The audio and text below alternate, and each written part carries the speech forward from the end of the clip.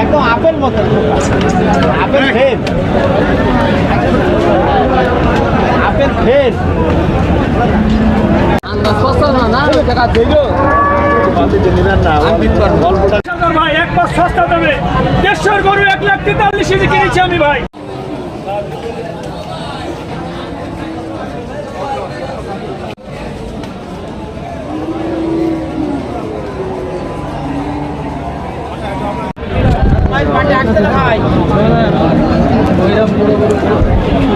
আমাদের 200 গরুর দাম বলতে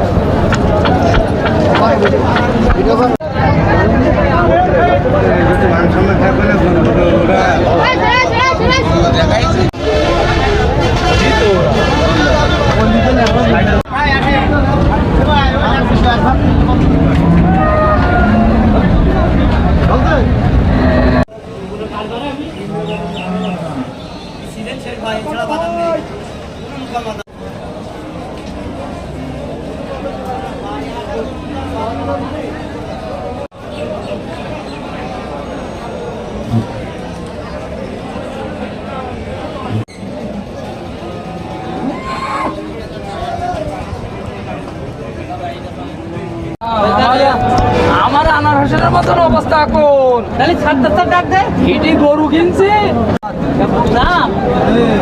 আনার হোসেনের মতন ধরে ধমকে কথা বললি ব্যাস গরু হাটে কিনে নেই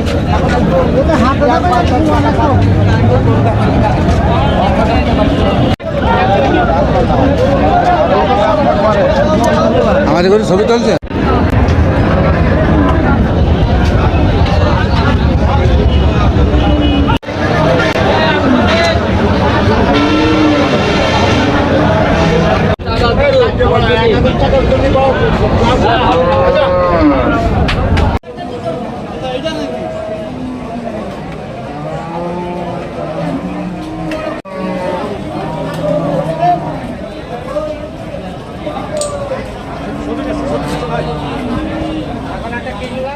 তো বেচা কিনা হচ্ছে না যা কিনে নিয়ে আছে তাছাড়া 10-20 হাজার লসে বেঁচে বাড়ি যেতে হচ্ছে গরু প্রতি আসা তো লস তাছাড়া তো কিছু হবে না।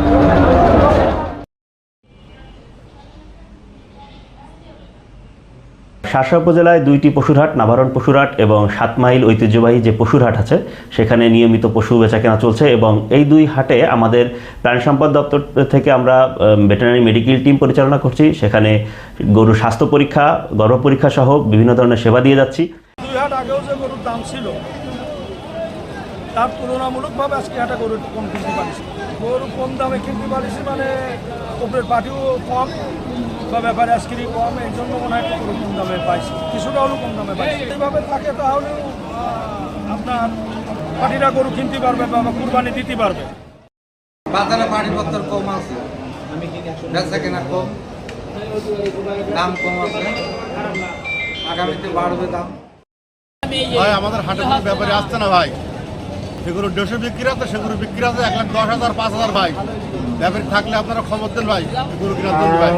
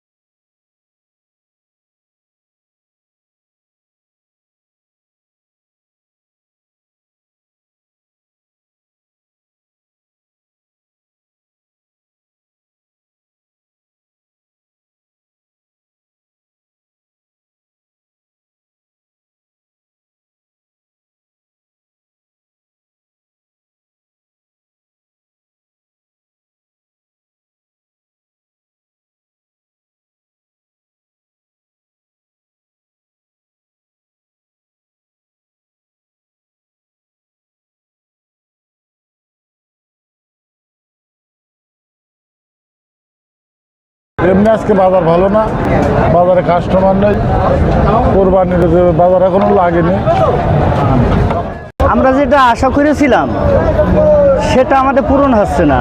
আর এই সামনে যে কুরবানি নিয়ে যে কথাটা বলবো, বেচা কিনা নেই। একটা ব্যাপারী একটা মাল কিনলি, মনে করেন 1 লাখে কিনলে খরিদ্দারের দাম বলছে, পার্টিতে এসে দাম বলছে 80,000, 82,000, 85,000, পিস প্রতি আমাদের 20,000 টাকা করে লস।